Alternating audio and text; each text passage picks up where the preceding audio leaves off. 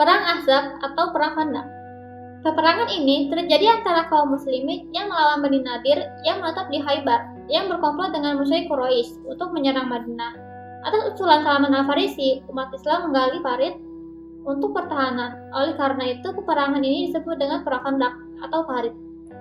Sedangkan disebut Perang Ahzab yang berarti sekutu beberapa suku, karena Bani Nadir, orang Yahudi yang terusir dari Madinah, musyrikin Quraisy, dan beberapa suku Arab yang masih musyrik berkomplot melawan pasukan Islam. Fathul Makkah dan Perjanjian Hudaybiyah, serta surat Nabi kepada para raja. Pada tahun ke-6 Hijriah, ketika ibadah haji sudah disyariatkan, Nabi memimpin sekitar 1.000 pasukan, sekitar 1.000 kaum muslimin berangkat ke Makkah, bukan untuk berperang, melainkan ibadah umroh. Karena itu, mereka mengenakan pakaian ihram tanpa membawa senjata. Sebelum tiba di Makkah, mereka berkemah di Hudaybiyah, beberapa kilometer dari Makkah. Penduduk Makkah tidak mengizinkan mereka memasuki kota. Akhirnya, diadakan perjanjian yang dikenal dengan Perjanjian Hudaybiyah yang isinya antara lain sebagai berikut. 1. Kaum muslimin belum boleh mengunjungi Ka'bah tahun ini, tetapi ditangguhkan sampai tahun depan. 2. Lama kunjungan dibatasi sampai 3 hari saja. 3. Kaum muslimin wajib mengembalikan orang-orang Makkah yang melarikan diri ke Madinah, sedang mereka boleh menerima orang-orang Madinah yang kembali ke Makkah. 4. Gencatan senjata selama 10 tahun. Perutusan kepada para raja. Gencatan senjata telah memberi kesempatan kepada Nabi untuk menoleh berbagai negeri lain sambil memikirkan berbagai cara mengislamkan mereka. Salah satu cara yang ditempuh Nabi adalah mengirim utusan dan surat kepada para raja. Di antara raja-raja yang dikirim surat ialah Raja Goson, Mesir, Abisinia, Persia, dan Romawi. Namun tak seorang pun yang masuk Islam dengan berbagai macam penolakan. Selama 2 tahun perjanjian Hudaybiyah berlangsung, dakwah Islam sudah menjangkau seluruh jazirah Arab, termasuk suku-suku paling selatan, menggabungkan diri dalam Islam. Hal ini membuat orang-orang Makkah merasa terpojok.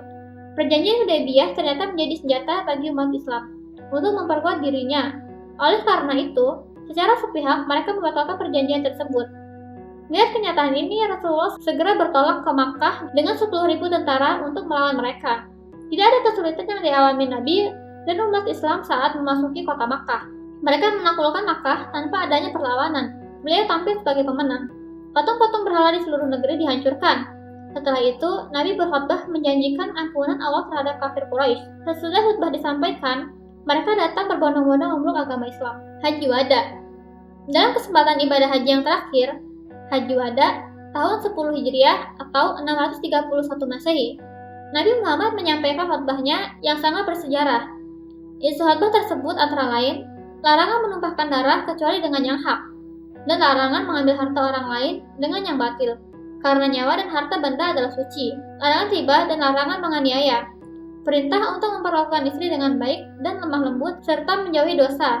Melarang dendam dan membalas dendam. Dan yang terpenting adalah umat Islam harus berpegang teguh terhadap Al-Quran dan As-Sunnah.